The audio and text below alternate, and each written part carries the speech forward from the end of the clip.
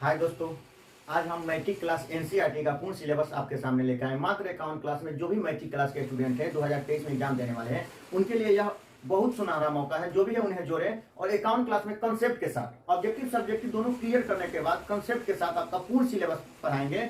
और जो भी बोर्ड है एनसीईआरटी, जिस बोर्ड में पढ़ाई होती है, लगभग भारत के प्रत्येक स्टेट बोर्ड एनसीईआरटी ही बुक पढ़ाती है। यहाँ तक कि सीबीएसई में भी एनसीईआरटी बुक पढ़ाई जाती है। यहाँ ध्यान दीजिएगा, सबसे पहले एक चैप्टर से शुरू करेंगे। एक चैप्टर में क्या है, नंबर, संख्या है, और संख्या से शुरू करेंगे। यहाँ ध्यान दीजिएगा, संख्या कितने प्रकार की होती है।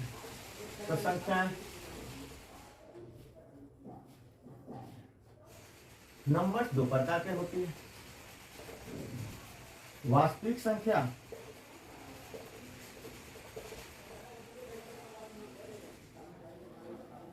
रियल नंबर,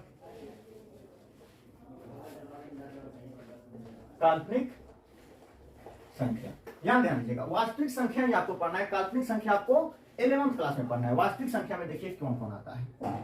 एक नंबर में आता है प्राकृत संख्या, दो नंबर में आता है पूर्ण संख्या, तीन नंबर में आता है पूर्णांक संख्या, चार नंबर में आता है परिमेय संख्या, और 5 नंबर में आता है अपरिमेय संख्या। केवल इसके परिभाषा से हर बोर्ड एग्जाम में लगभग 1 से 2 या कभी कभी 3-4 क्वेश्चन भी आते हैं। अब आगे ध्यान दीजिएगा, इसको आप स्क्रीनशॉट ले लीजिए। अब यहाँ आइएगा, प्राकृत संख्या। प्राकृत संख्या यानी प्राकृत नाम से ही मालूम होता है नेचुरल, यानी जो प्राकृत में दिया है उसमें कोई छेड़छाड़ नहीं किया जाए, सेम वही संख्या को प्राकृत संख्या कहते हैं। इसके नाम से मालूम होता है प्राकृत। जैसे गिनती 1 2 3, 1 2 3 क्या एक प्राकृत संख्या है। जितना भी गिनती है 1 2 3 4 5, जिसमें कोई छेड़छाड़ नहीं किया जा रहा है, वह पूरा प्राकृत संख्या होता है। प्राकृत संख्या ना बटा में होता है, ना रूट में होता है, गिनती के रूप में होता है। यानी वैसी संख्या जो गिनती के रूप में, उसे क्या कहते हैं, प्राकृत संख्या कहते हैं। अनंत। अब ये पूर्ण संख्या। पूर्ण संख्या प्राकृत संख्या ही होता है, बस वैसी संख्या जिसके पहले क्या हो, जीरो हो, जिसमें जीरो भी क्या हो, शामिल हो। प्राकृत संख्या 1 2 3 4 5 6 7 अनंत तक 1 लाख 2 लाख सब प्राकृत संख्या है। लेकिन पूर्ण संख्या उसे कहते हैं वैसी संख्या, यानी वैसी संख्या या वैसी गिनती की संख्या जिसमें क्या हो, जीरो भी शामिल हो। तो 0 1 2 3 4 5 6 अनंत तक। अब आइए पूर्णांक संख्या। पूर्णांक संख्या किसे कहते हैं। पूर्णांक संख्या यानी गिनती के धनात्मक और ऋणात्मक दोनों मान हो। यानी पूर्णांक संख्या को सिंपल में इसका परिभाषित करें तो इधर जाएंगे पॉजिटिव होगा, इधर जाएंगे निगेटिव होगा। 0 1 2 3 अनंत तक, -1 -2 -3 -4 अनंत तक।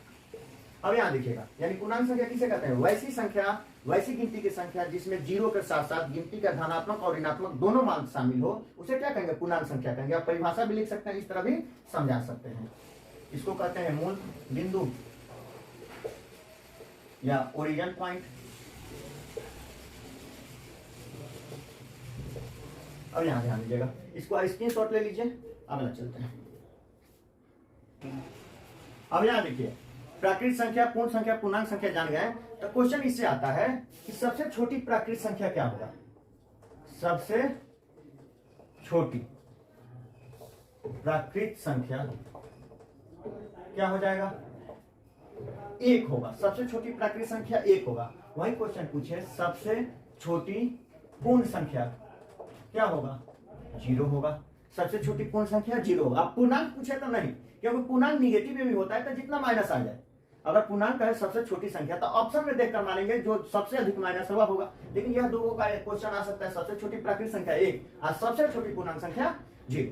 मानिए यह संख्या है, यह कौन कौन संख्या हो सकता है, तो यह गिनती के रूप में है तो प्राकृत संख्या भी हो जाएगा, पूर्ण संख्या भी हो जाएगा और पूर्णांक संख्या भी हो जाएगा। क्योंकि पूर्णांक संख्या किसे कहते हैं, गिनती का धनात्मक ऋणात्मक, यानी यह तीनों हो जाएगा। मानिए 0, 0 कैसी संख्या है।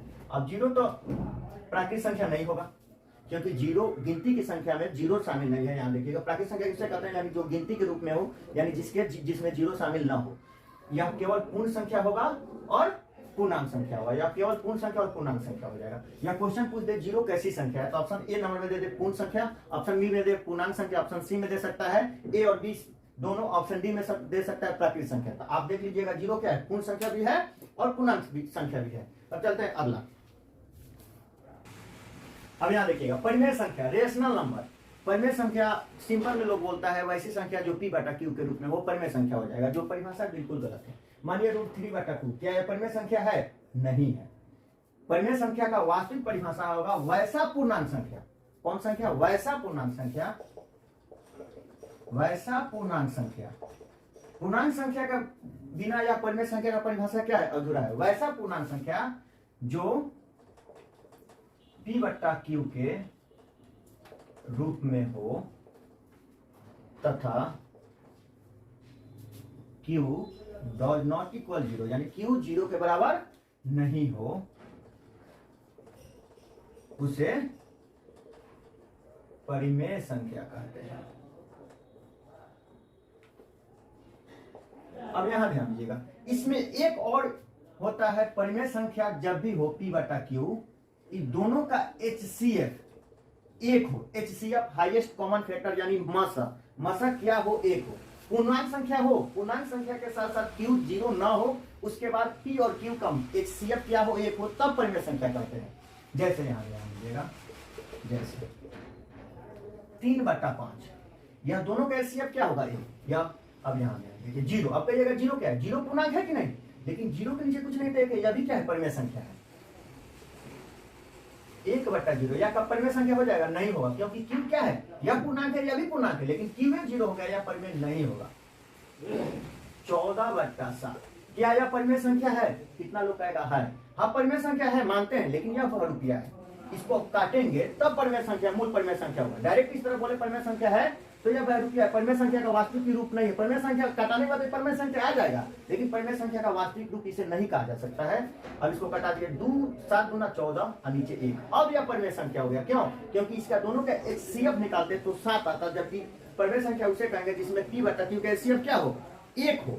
यहाँ दोनों का HCF निकालते हैं, p और q का, तो क्या आता? 7 आता। लेकिन परिमेय संख्या उसे कहते हैं जिसका HCF क्या हो? 1 हो। इसलिए इसको कटाने के बाद यह परिमेय संख्या बना, लेकिन जनरली लोग इसे परिमेय संख्या कहते हैं। हालांकि बात सही है, कटाने के बाद ऑलरेडी परिमेय संख्या आ जाता है, कितना हो इस रूप में है, कटाते हैं तो उसका HCF कटाने के बाद 1 आता ही है, इसलिए इसको मान के चलते हैं परिमेय संख्या। लेकिन यह परिमेय संख्या का वास्तविक रूप नहीं है, यह बहुरूपिया रूप है। अगर इसको कटाएंगे उसके बाद परिमेय संख्या का वास्तविक रूप आता है। कितना आदमी से पूछ दीजिएगा 15 बटा 20 क्या परिमेय संख्या का वास्तविक रूप है? कहेगा है। यह परिमेय संख्या आपसे झगड़ा भी कर लेगा, लेकिन यह परिमेय संख्या का वास्तविक रूप नहीं कर सकते हैं, क्योंकि दोनों का HCF क्या है? 1 नहीं है। दोनों का HCF निकालेंगे तो क्या आएगा? 5 आएगा, इसको कटा देंगे, 5 के 15, 5 को 20। अब यह परिमेय संख्या का वास्तविक रूप होगा, क्योंकि दोनों का HCF 1 आ जाएगा, तब जाकर सही होगा। आइए अब यहाँ देखिए, फिर √3 तो ऑलरेडी पूर्णांक नहीं है, तो यह परिमेय संख्या कहां से होगा? 0.32। इस पर रेकरिंग हो, यानी यह बार बार अंक आएगा, तो यह भी संख्या क्या होता है? परिमेय होता है। अब आप परिमेय समझिएगा, परिमेय समझ में आ गया होगा। वैसा पूर्णांक संख्या जो p बटा q के रूप में हो और नीचे क्या हो? 0 के बराबर ना हो, यानी q 0 के बराबर ना हो, तथा p और q का HCF 1 हो। HCF 1 का मतलब 7 बटा 2, नहीं कटेगा तो दोनों का HCF फिक्स से 1 होगा।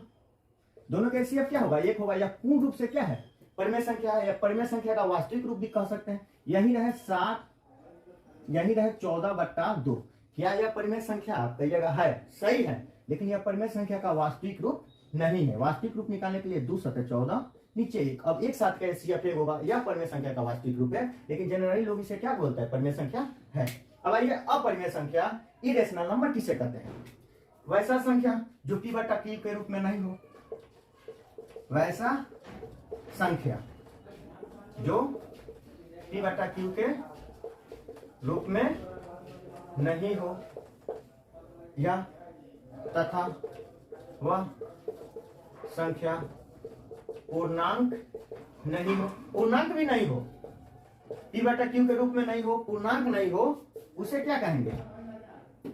अपरिमेय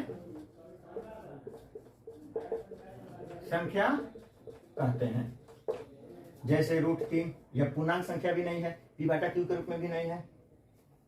जैसे में देख लीजिए, जैसे यहां देखिए, जैसे √3, √5, या इस तरह है 0.202, फिर 2 को 0 2, फिर 3 को 0 2, इस तरह है, तो यह भी क्या कहलाएगा? अपरिमेय, यानी अनावसानी दशमलव, अनावसानी अनावर्ती आए यानी एक जीरो के बाद दो आ रहा है, फिर दो जीरो के बाद दो आ रहा है, फिर तीन जीरो के बाद दो आ रहा है, ऐसा भी जाए तो यह क्या है, अपरिमेय संख्या ही कहलाता है। रूट वाला भी क्या कहलाता है, अपरिमेय संख्या ही कहलाता है। कोई भी रूट में हो या इस तरह हो, रेखनी के बाद जैसे यहाँ देखिएगा 3.505, फिर 205, 305, फिर 405, ऐसा संख्या है तो क्या कहलाएगा, अपरिमेय संख्या कहलाएगा। क्योंकि इसका स्क्रीनशॉट लीजिए, आगे और थोड़ा समझा रहे हैं। आइए यहाँ देखिएगा, या ऐसा क्वेश्चन हर एग्जाम में, हर बोर्ड एग्जाम में आता है, निम्न में कौन अपरिमेय संख्या नहीं है। जैसे बच्चा देखेगा अपरिमेय संख्या, वो नहीं बोल पड़ा जाएगा, खट न मार देगा पाई और कहेगा हमारा सही है, लेकिन उसका क्या होगा, आंसर गलत हो जाएगा। जब भी नहीं दे तो समझ जाइए नहीं दे रहा है, डायरेक्ट देखेगा अपरिमेय संख्या, खट न मारेगा। इतना आसान क्वेश्चन तो आईवे नहीं किया था, लेकिन वैसा नहीं होगा बाबू, अपरिमेय संख्या नहीं है। यहाँ नहीं पर ध्यान दीजिए, नहीं बहुत नहीं के कारण अधिकांश लोग का लगभग 10 से 15% लोग जानते हुए क्वेश्चन गलत कर देते हैं। अपरिमेय संख्या नहीं है, यानी परिमेय संख्या को ढूंढना है। अपरिमेय नहीं है इसका मतलब क्या है, परिमेय ना है तो हमको परिमेय संख्या को ढूंढना है। परिमेय देखिए कौन है, पाई तो अपरिमेय है, यह तो नहीं होगा। √3 से √3 कट गया, यह हो जाएगा 1/2, यह हो जाएगा परिमेय संख्या, यानी यह होगा, यह भी अपरिमेय संख्या है, यह भी अपरिमेय संख्या है। अब आइए दूसरा नंबर क्वेश्चन, निम्न में कौन परिमेय संख्या नहीं है, यानी परिमेय नहीं है। नहीं पर ध्यान दीजिए, नहीं वाला क्वेश्चन बहुत कंफ्यूज करता है। परिमेय नहीं है यानी नहीं, परिमेय नहीं है यानी हमको क्या ढूंढना है, अपरिमेय संख्या ढूंढना है। परिमेय नहीं है इसका मतलब अपरिमेय संख्या ढूंढना है। परिमेय नहीं है इसका मतलब क्या है, अपरिमेय है। लाइट कट गया था, यहाँ ध्यान दीजिएगा, परिमेय नहीं है तो अपरिमेय को ढूंढना है। तो अपरिमेय इसमें कौन है, यहाँ देखिएगा, इस साथ अपरिमेय संख्या हो जाएगा, यह कट जाएगा, यह भी परिमेय संख्या हो जाएगा। 3 में 3 से गुना होगा तो क्या हो जाएगा, 9 रूट के अंदर गुना हो जाता है, 9 पर 3, यह भी परिमेय संख्या हो जाएगा। सॉरी, अपरिमेय कौन होगा, 7 - √7, यह अपरिमेय होगा। आपकी जगह 7 तो पूर्णांक संख्या है तो ये तो परिमेय होगा। लेकिन नियम कहता है जब भी अपरिमेय संख्या में कोई परिमेय संख्या जोड़े, घटाए, गुना करे, भाग करे, अपरिमेय संख्या ही प्राप्त होता है। तो यह अपरिमेय संख्या, इसमें क्या कर रहे हैं, मानिए यहाँ प्लस से जोड़ रहे हैं, अपरिमेय संख्या घटा रहे हैं, तो अपरिमेय संख्या में परिमेय संख्या जोड़े, घटाए, गुना करे, भाग करे, चारों संक्रियाएं होती है ना, जोड़, घटा, गुना, भाग, कुछ भी करे, चारों संक्रिया में से अपरिमेय संख्या ही प्राप्त होती है। अब यहाँ ध्यान दीजिएगा, इसके बाद में यूक्लिड विभाजन एल्गोरिथम। इस क्लास में हम इतना ही रहने दे रहे हैं। सोमवार मंगलवार से आप लोग का 1.1 जो एनसीईआरटी चैप्टर है एचसीएफ निकालने का, यूक्लिड विभाजन प्रमेय का, वहां से हम शुरू करेंगे। जो भी स्टूडेंट हैं जो 2023 में एग्जाम देने वाले हैं उनको इन्फॉर्म करो, इस चैनल से जुड़े, ताकि एक एक कंसेप्ट उसका क्लियर हो जाएगा। जो भी डाउट है एकदम कंसेप्ट के साथ चैप्टर बाय चैप्टर एक एक क्वेश्चन पढ़ाई होगा। धन्यवाद।